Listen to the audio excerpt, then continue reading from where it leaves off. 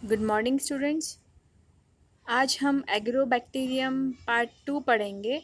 पहले पार्ट में हमने स्ट्रक्चर ऑफ एग्रोबैक्टीरियम कंप्लीट किया था, जिसमें हमने पढ़ा था कि एग्रोबैक्टीरियम एक सॉइल में पाया जाने वाला बैक्टीरिया होता है, जो कि ग्राम नेगेटिव बैक्टीरिया होता है। और इसके अंदर एक स्पेशल प्लाज्मिड पाया जाता है, जिसे हम टीआई प्लाज्मिड या ट्यूमर इंड्यूसिंग प्लाज्मिड कहते हैं। टीआई प्लाज्मिड की संरचना हमने डिटेल में पढ़ी थी। टीआई प्लाज्मिड का वह भाग जो कि बैक्टीरिया से प्लांट के जीनोम में ट्रांसफ़र होता है, उसे टीडीएनए कहते हैं। और आज हम पढ़ने वाले हैं कि यह टीडीएनए किस प्रकार से जीवाणु से पादप कोशिका में ट्रांसफ़र होता है, और इसमें कौन कौन से जीन्स और क्या इसकी प्रोसेस होती है, वो हम आज पढ़ने जा रहे हैं। तो आज हम पढ़ेंगे T-DNA transfer and integration. T-DNA के ट्रांसफ़र और इंटीग्रेशन के अंदर ये निम्नलिखित स्टेप्स होते हैं। कुल मिला के 6 स्टेप्स होते हैं टीडीएनए के ट्रांसफ़र के। पहला स्टेप होता है सिग्नल इंडक्शन टू एग्रोबैक्टीरियम, कि एग्रोबैक्टीरियम के पास में किसी सिग्नल का पहुंचना। दूसरा है attachment of agrobacterium to plant cells, agrobacterium जो जीवाणु हैं उनका पादप कोशिकाओं के साथ में चिपक जाना। तीसरा है प्रोडक्शन ऑफ वायरुलेंस प्रोटीन्स। आपने पढ़ा था एग्रोबैक्टीरियम के टीआई प्लाज्मिड में एक विर रीजन होता है। विर रीजन जो होता है वह वायरुलेंस प्रोटीन्स का निर्माण करता है। तो ये है third step, production of virulence proteins. Fourth step है production of T-DNA strand.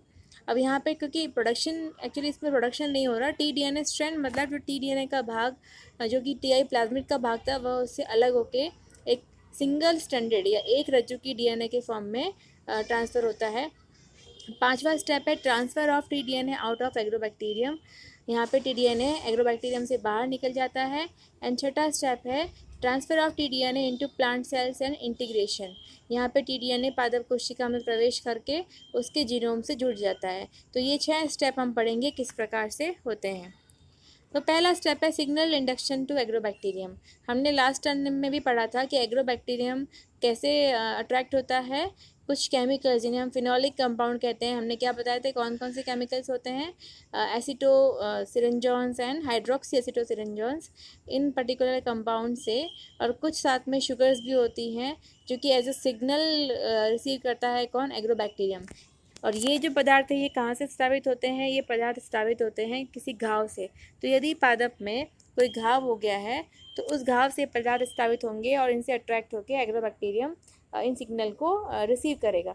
The signals induce result in a sequence of biochemical events in agrobacterium that ultimately helps in transfer of T-DNA of TI plasmid. तो यहाँ पे क्या हो रहा है कि signal सबसे पहले रिसीव होते हैं, और इस सिग्नल को रिसीव करने के कारण बहुत सारे डीएनए बहुत सारे प्रोटीन्स बनाए जाते हैं जो कि ट्रांसफ़र होते हैं, जिसके कारण टीडीएनए ट्रांसफ़र होता है। नेक्स्ट है attachment of agrobacterium to plant cell.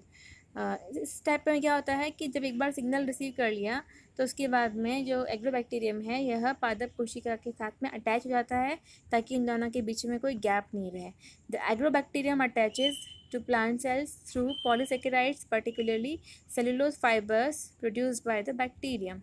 तो यहाँ पे ये है कि जो एग्रोबैक्टीरियम होता है वह पॉलीसेकेराइड्स के थ्रू अटैच होता है प्लांट्स की कोशिकाओं से। Then several chromosomal virulence genes responsible for the attachment of bacterial cell to plant cells have been identified। अब आप एक चीज़ नोटिस कर रहे हैं कि चाहे सिग्नल को रिसीव करना हो, चाहे अटैचमेंट हो, सब में कौन से प्रोटीन्स इन्वॉल्व है, वायरुलेंस रीजन के विर जो रीजन था उसके प्रोटीन्स इन्वॉल्व है। इसीलिए कहते हैं कि यदि आपको एग्रोबैक्टीरियम को एज ए जेनेटिक इंजीनियर काम में लेना है तो उसके लिए आपको विर रीजन की आवश्यकता होगी। टीडीएनए तो है ही उसका इम्पॉर्टेंट पार्ट, पर साथ में आपको विर रीजन की आवश्यकता भी होगी। तो ये है सेकंड स्टेप जो कि है attachment of agrobacterium to plant cells. Then third step है प्रोडक्शन ऑफ वायरुलेंस प्रोटीन्स। अब यहाँ पे जो कि मेन स्टेप है कि वायरुलेंस प्रोटीन्स होते हैं। हमने बताया था कि विर रीजन से विभिन्न प्रकार के प्रोटीन्स का निर्माण होता है, जो कि होते हैं विर ए, विर बी, विर सी, विर डी, विर ई, और इसके साथ में ही विर जी। और इसमें आपको D1, D2, E2 एट्सेट्रा इसके पर्टिकुलर भाग भी होते हैं। तो हम सारे प्रोटीन्स का डिटेल में नहीं पढ़ेंगे, हम जो मुख्य प्रोटीन्स है, विर प्रोटीन्स, उनका कार्य क्या है वो हम डिटेल में पढ़ेंगे। जैसे पहला कार्य हमने पढ़ा था कि सिग्नल को रिसीव करना, तो ये कौन सा प्रोटीन जो विर प्रोटीन है वो सिग्नल को रिसीव करता है, तो वो होता है विर ए।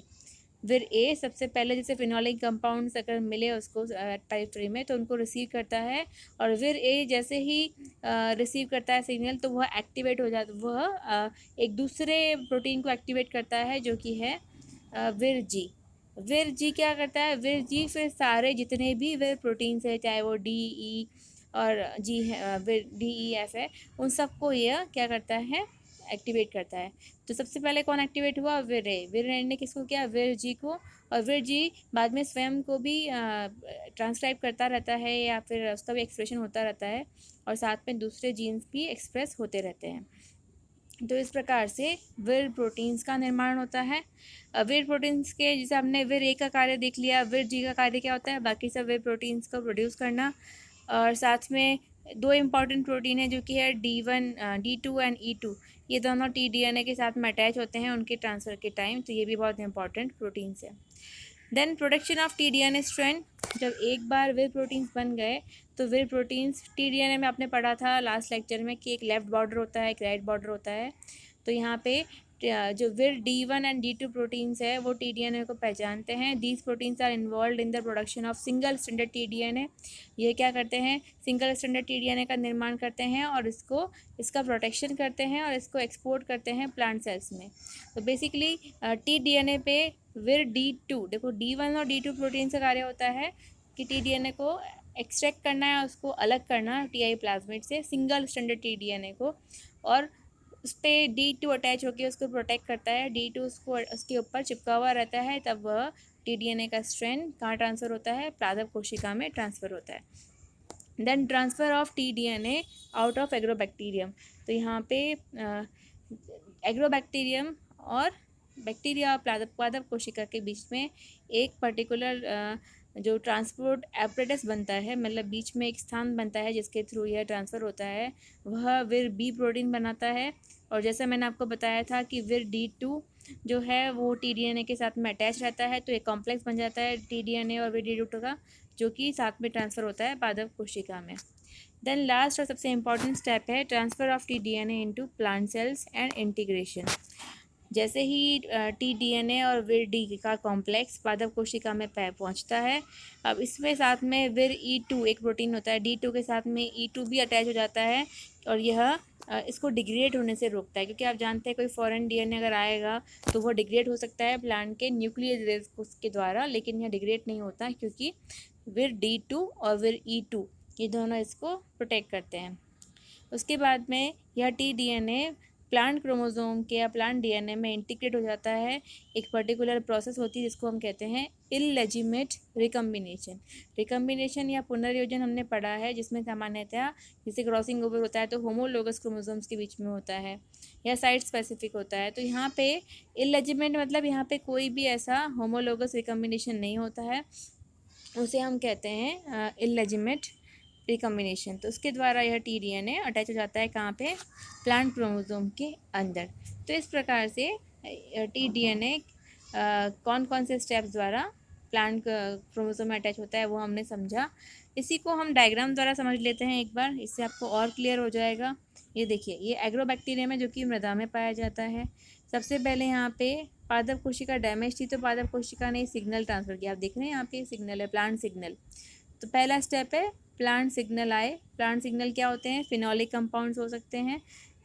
ये सिग्नल किसने रिसीव किया, सबसे पहले विर ए ने रिसीव किया। विर ए आप देख पा रहे हैं, विर ए ने जैसे रिसीव किया वह एक्टिवेट हुआ और विर ए ने विर जी को एक्टिवेट कर दिया। जैसे ही विर जी एक्टिवेट हुआ, विर जी ने सारे विर रीजन के जितने भी प्रोटीन्स हैं उनको एक्टिवेट कर दिया। और इन्हीं प्रोटीन में से प्रोटीन कौन सा था, D2 और E2। तो यहाँ पे आप देख रहे हैं कि D2, ये आपको ब्लू कलर का पार्ट tDNA दिख रहा है। तो यहाँ पे D2 प्रोटीन क्या करेगा, tDNA के साथ में अटैच हो जाएगा और इसको यह इस पर्टिकुलर जो ट्रांसफ़र एपरेटस बना है बीच में, देख रहे हैं एग्रोबैक्टीरियम और पादप कोशिका के बीच में, इस ट्रांसफ़र एपरेटस के थ्रू इसको क्या करेगा, ट्रांसफ़र करेगा पादप कोशिका के अंदर। तो वापस हम देख लेते हैं एक बार कि यहाँ पे D2 के साथ में अटैच हुआ और यह इस एपरेटस के थ्रू पादप कोशिका में प्रवेश करता है। पादप कोशिका में जाने के बाद में जो E2 प्रोटीन है, जो कि आपको अवल शेप में दिखाई दे रहे हैं, ये भी इससे अटैच हो जाते हैं और ये E2 तथा D2 मिलकर इसका प्रोटेक्शन करते हैं, किसका, tDNA का, ताकि ये डैमेज नहीं हो। यहाँ पे आप देख रहे हैं लिखा हुआ है NPC। NPC का मतलब होता है न्यूक्लियर पोर कॉम्प्लेक्स। जो पादप कोशिका होती है उसमें न्यूक्लियस की एक मेम्ब्रेन पाई जाती है जिसमें न्यूक्लियर पोर कॉम्प्लेक्स पाया जाता है, और इन पोर्स के थ्रू ही tDNA कहाँ प्रवेश करता है, न्यूक्लियस या केंद्रक में, और फाइनली फिर यहाँ पे इसका इंटीग्रेशन हो जाता है किसमें, प्लांट जीनोम में। तो आपको ग्रीन कलर का पार्ट जो है वो है पादप का DNA, और साथ में जो ब्लू कलर का पार्ट है वो है किसका DNA, tDNA।